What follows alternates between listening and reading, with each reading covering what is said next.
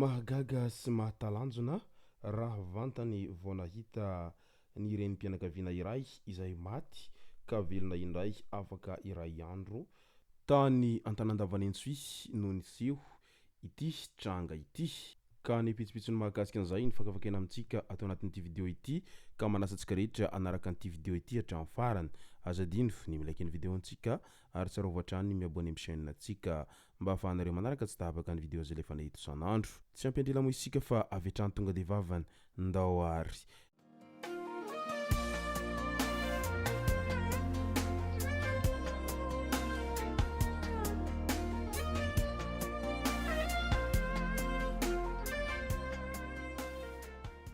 Ny tonga tsy miaraba hono na mantezitra ka dia faly miaraba isika rehetra mpanaraka tsy tapaka an'ity chaîne ity ny tenako amin'ity andro androany ity. Arakin'izay efa natsipiko zay dia ny mahakasika ny raharaha mistery izay nahitana ny renim-pianakaviana iray maty ka velona indray afaka iray andro taty aoriana no tena iompanantsika atao anatin'ity vidéo ity. Fa milohan'izay dia andao aloha resantsika ireto tsara ho fantatra manaraka ireto. Nalaza be mantsy tato ho ato zay ny resaka fitokonana izay nataony ireo mpiasan'ny JIRAMA. Nampatsiahy ny ministra serasera sy ny kolotsaina sady mpitondranten'ny gouvernemanta Ramatoa Maravola Ambrantidona fa vonona amin'ny fampiresahana trano ny fanjakana amin'ny alalan'ny ministeran'ny angovo ary manokatra varavarana ny amin'ny fifanankalozan-kevitra amin'izay teboka tsy mazava. Io no nambarany manoloana ny hetsika izay ataon'ny mpiasan'ny JIRAMA. Ny JIRAMA dia orinasa manan-danja sy stratezika iankina ny fiainam-bahoaka. Noho izany dia tsy maintsy tsinjovana manokana ny fiainam-bahoaka tahaka ireo mpanao asa tena ny any amin'ny hôpitaly, ny sekoly sy ny toeram-piasana ary ny seha-pirenena maro isan-karazany. Misy lalàna rahateo mamaritra ny fanaovana grevy raha tena fitokonana tokoa no heverin'ireo sendika fa ahitana vaholana ho izy hatrany. Hensitra ity farany nilaza fa ho an'ireo mpitarika grevy dia tompona andraikitra feno izy ireo satria tsy mahalala ankoatra ny tombotsoany manokana amin'ny fanaovana takalonaina ny fiainam-bahoaka.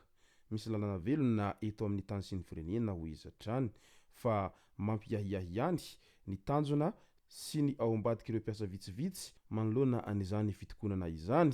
Etsy ankilan'izay kosa tsy mandaitra ny réquisition hoy ny tambaben'ny mpiasan'ny JIRAMA.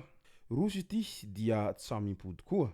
Raikitra ny fitokonana ataon'ny tambaben'ny mpiasan'ny JIRAMA hamerenana ny sata teo aloha. Niverimberina tamin'ireo rehetra nandray fitenenana ny hoe tsy mandaitra aminay mpiasa rehetra ny réquisition navoaka ny ministeran'ny angovo. Manao fitokonana ny mpiasa mba hitadiavana vaholana. Raha nilatsaka iny réquisition iny dia zony ingia ministra no manao an'izany fa raha ireto mpiasa rehetra ireto kosa tsy hanaraka an'izany velively. Tsy hiasa ny mpiasa raha tsy azo ny zavatra angatahana dia nihitazomana ny JIRAMA amin'ilay sata hatramin'izay hoy ny solotenan'ny mpiasa eo anivony tambaben'ny mpiasan'ny JIRAMA tamin'ny mpanao gazety teny Soanerana tamin'iny androny afako maliny. Midika izany rehetra izany fa tsy hanaiky-lembenana ireo tambaben'ny mpiasan'ny JIRAMA raha toa ka tsy mivaha izay zavatra takin'izy ireo zay amin'ny fitondram-panjakana amin'izao ankehitriny izao. Ary raha toa ka samy ziriziry amin'izay hevina zay avokoa ny andaniny sy ny ankilany asa angamba ny hiafarany ity fitokonana izay ataon'ny mpiasan'ny JIRAMA ity. Eo amin'ny resaka hiragasy indray nasondotra amin'ny aram-boninahitra officier de l'ordre national malagasy ny nofo mangatsika ny Saondrafinina zanany izay filohan'ny tarika Saondrafinina zanany.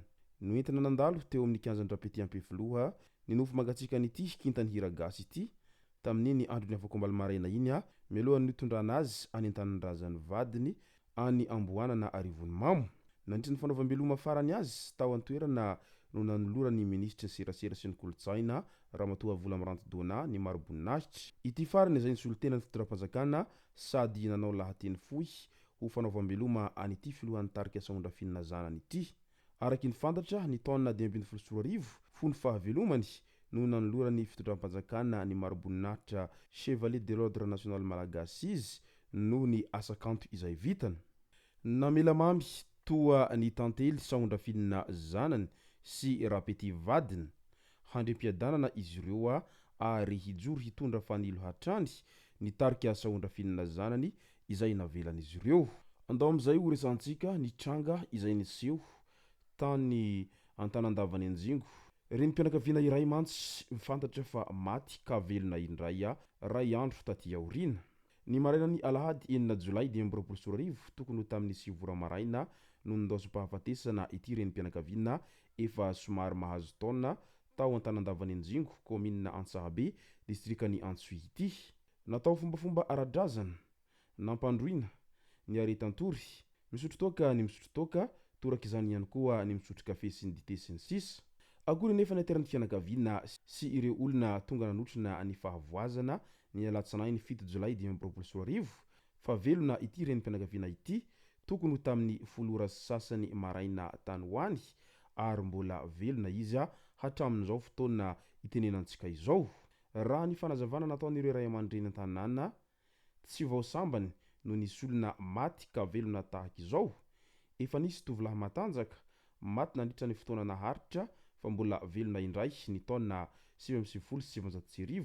Tamin'izany fotoana izany nanazava io rangahy fa efa tany ankoatra izy fa nasain'ireo razambe tany nody fa mbola tsy ilaina ny fisiny any ankoatra izay.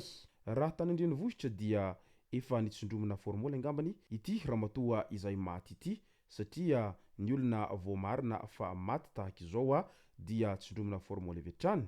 Eny, adiny 7 aorian'ny fahafatesana raha ela indrindra izany fitsondromana formoly izany. Hany ka tsy misy tafaverina izay voa an'izany formoly izany. Kanefa matetika ireo olona mpanaraka fomba ara-drazana mbola misy fotoana miverina velona indray aorian'ny fahafatesana raha tsy vita tsindrona formoly raha ny fanazavana ny zava-misy tahaka an'izao niseho tany an-tanandavany Anjingo zao. Raha hitan'ireo mpitory-teny sy mpitory filazantsara angambany ity ramatoa izay niverina velona indray tany an-tanandavany Anjingo ity dia nolazain'izy ireo indray fa fahagagana avy any amin'ny tompo ary mitandrema fa ho avy ny farany fa olona nampitondraina hafatra manokana ity ramatoa nitsangako velona ity. Nefa efa matetika any amin'ny faritra ny avarabaratry ny nosy sy ny any amin'ny faritra atsimon'ny nosy iny no ahitana an'izay trangan'olona maty ka miverina velona indray afaka fotoana fohy ahafatesan'izay. Izay zay no masaka azona roso tao anatin'ity vidéo ity tompoko lazy tompoko vavy misaotratsika rehetra naraka an'ity vidéo ity hatramin'ny farany. Aza dino ny milaiky ny vidéo antsika ary tsara voatrany ny miabone amin'ny chaîne antsika mba ahafahanareo manaraka tsy tapaka ny vidéo zay lefa nahita isan'andro. Tompoko lazy tompoko vavy mankasitraka dia mirary soa.